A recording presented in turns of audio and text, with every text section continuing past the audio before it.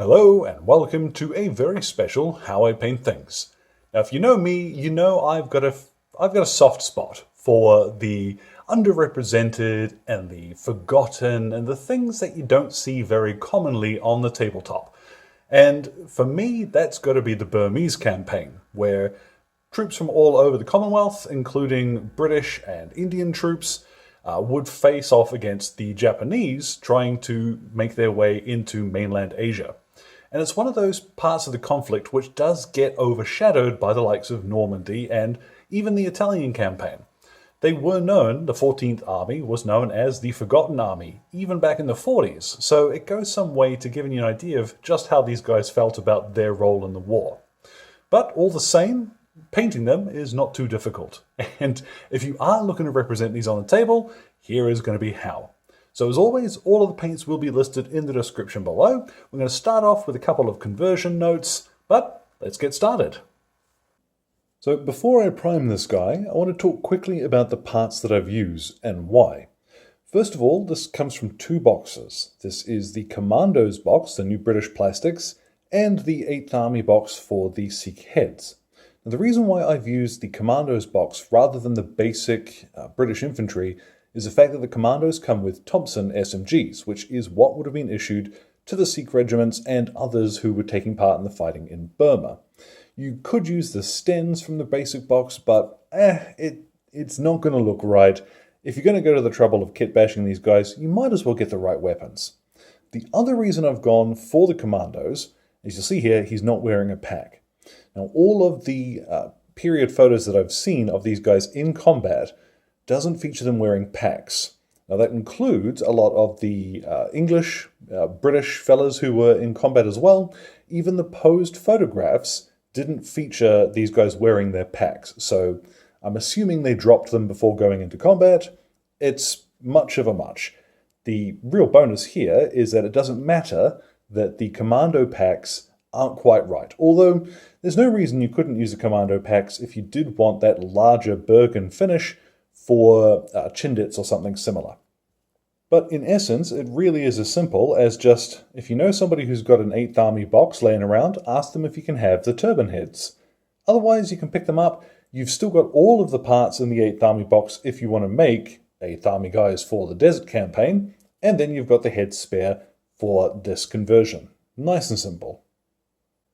So I've then gone ahead and given this fella a primer spray of grey from Vallejo, though any grey will work here. Grey Sear from Citadel, or even Halford's car primer if you do happen to be in the UK.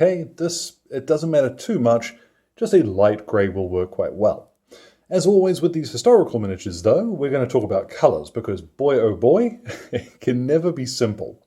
So these uniforms that were worn in Burma, they were, in most cases, originally khaki drill. Now that's a beige sort of colour, and if you've ever looked at the uniforms being worn by the guys in the 8th Army in the desert, that's the sort of stuff that was being worn. Now trousers were also produced in khaki drill because sometimes, of course, even in the desert, it's bleeding cold, so troops had a pretty wide variety of gear. The earliest troops to get sent into Burma were wearing shorts and shirts, so they discovered very quickly that wasn't adequate protection against mosquitoes and other nasty biting stuff that you'd encounter in the jungle. They very quickly swapped to battle dress, but it was a cotton khaki drill, so they went ahead and they dyed it. The early versions were dyed green rather than being produced in that colour. So I'm going to use here, this is green grey from Vallejo 886. This is about the closest I could find to the dyed look.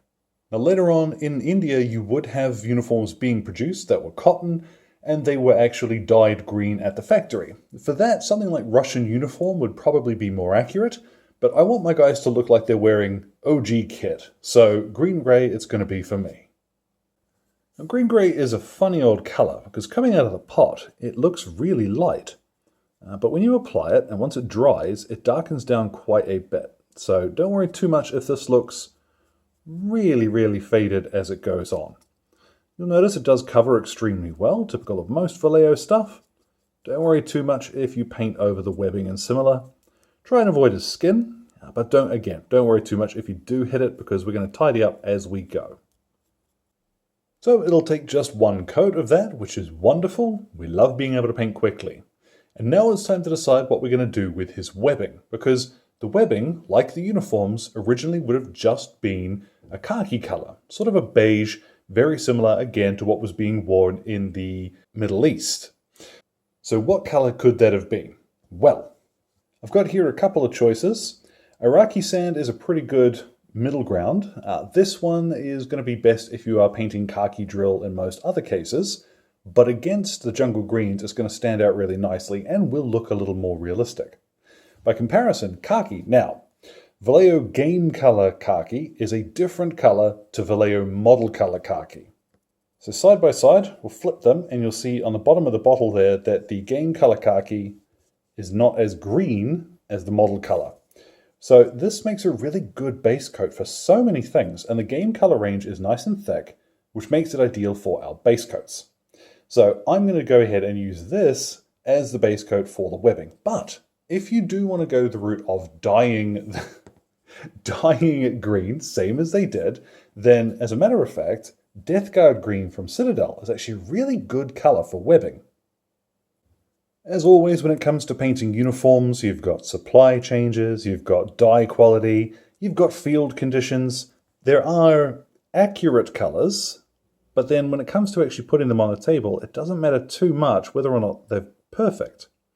Particularly when it comes to our guys in the 14th Army, the Burmese campaign.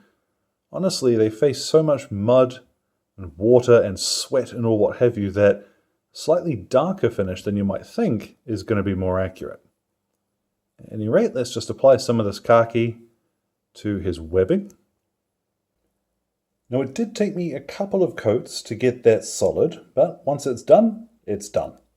So what I'm going to move on to now is the skin. And what I'm going to use for this is heavy skin tone. This is a Vallejo game color range, extra opaque, so it's super useful. Now, I'm going to use this because it is a brown, but it's got a little bit of that reddish warmth, which works for skin tones. So I'm going to paint this all over his face. Don't worry about hitting his beard, just make sure that you do get his lip there too, and of course his hands. Compared to everything else we've applied so far, that is going to look a little bit orange, but again, once we've shaded him, it's going to look a bit more reasonable. We'll move on now to his turban, and behind me here I have Iraqi sand. These were produced in the same khaki drill as the early uniforms, and the same as the jungle greens themselves. Some of those turbans then ended up being dyed. Some were produced green in the factories later on. Most of the sources that I could find suggested that a lot of the Sikh regiments simply continued wearing their khaki drill. So, as well as being a little more accurate based on what I could find, and again, if you've got a better source than me, I would love to genuinely pop it in the comments. But this also adds a little bit of visual interest to our guys, because if you're going to go the route of painting turbans and Sikh regiments for your tabletop, why not have them stand out a little bit? So a couple of coats of Iraqi sand, and that'll be his turban base coated. Now, one of the last soft details I'm going to paint is this strap on his rifle here. This would likely have been an untreated canvas, so I'm using here stone grey, which is a wonderful colour for this. There's nothing stopping you. You could paint it the same colour as the rest of his webbing and what have you, but this is going to look just a little different and still be accurate. Now the final soft detail we're going to paint is his water bottle, and for this I'm using US Field Drab. This was a felt cover, and it was generally a light brown, so this will work just fine. So, why do I split these up into soft and hard details? Reason being, at this stage, I'm now going to dry brush the entire miniature. Now, some folks prefer a slightly tidier finish for their highlights, but I tend to like the slightly gritty, textured surface that you get with dry brushing, particularly with miniatures that are supposed to be grubbing around in the dirt, wearing grubby and worn equipment. A dry brush just tends to lend itself to that, I think. So what I'm going to use is dark sand. This is going to work really well for pretty much everything. His equipment, his turban, and even his uniform. Because with us doing a khaki drill dyed green, it goes on. But these would fade back towards yellow. So dark sand is going to work really well. As always, I will thoroughly recommend that every hobbyist should have a set of makeup brushes. These have nice soft bristles, which makes them really ideal for dry brushing. So what I've done, I've worked my dark sand into the bristles here, and I'm just going to dry brush the edge of his base to get a feel for how much I'm going to leave behind. So starting up on his sleeve here, let's lightly dry brush against the grain of detail. You see, we're not leaving very much behind at all. We don't want to massively change the color here, just catch some of the areas where we would see natural wear and tear. So along his turban, along his other arm. Don't worry too much if you do get it on his skin. It's actually not going to be too bad. It is a fairly natural highlight to that heavy skin tone we've used. But go around the whole miniature now, and let's dry brush him with dark sand. Right now, that's going to look pretty extreme, but I think you can see where we're going with it. Dry brushing is a technique that does take a bit of practice to really get your eye in, and you do need to keep the faith that the next stages are going to clean this up, tidy it a little bit, make it look more reasonable. So trust me on this one, I promise it's going to work. We'll move on now and paint those couple of hard details. We'll start off with beige brown, and we'll paint in his rifle and the handle on his entrenching tool on the back of his pack there. Now really the only details remaining to paint are anything which is going to be black. Now I'm using here German grey, which is a very dark, it's a blue-black sort of colour. You could stick to black for this, but I think just a little bit of variance is going to look nice. Now as well, you can also paint the weapon stuff in German grey as well. Once it's shaded, this is going to look about right. So go nuts. If you do want to stick to a pure black, you can. It is up to you. Now, despite it being quite a simple stage, there are quite a few black details, and if you want to go to the detail of painting in the buckles and what have you, these would have been a blackened material rather than brass. So, keeps things nice and simple.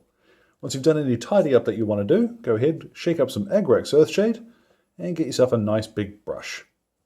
Now, we're not looking to absolutely drench this guy. What we're going to do is apply this over the entire miniature, really work it into the recesses as usual, but you're really just looking to get it into the shaded areas.